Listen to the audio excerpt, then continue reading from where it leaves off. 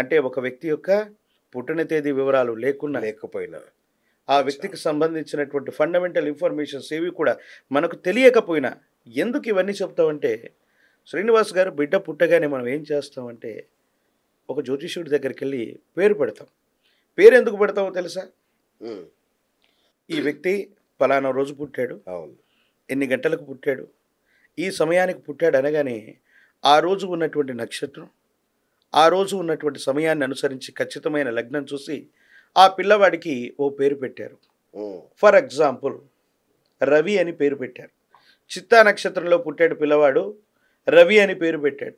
జ్యోతిష్యుడి దగ్గరికి వెళ్ళగానే, అబ్బాయి నీ పేరేమైనా అడగగానే, ఆ వ్యక్తికి సంబంధించిన జన్మ నక్షత్రం, నామ నక్షత్రం ఒకటే అయి ఉంటే, ఆ అబ్బాయి 30 సంవత్సరాల వయసులో రాగానే, అవునా ఇతడి యొక్క జాతకాన్ని అనుసరించి ఈ 25 సంవత్సరాలు, 30 సంవత్సరాల వయసులో ప్రధాన గ్రహ దశలు నడుస్తూ ఉంటే, ఈ పిల్లవాడికి ఈ రకమైనటువంటి ప్రాబ్లమ్ ఉండొచ్చు.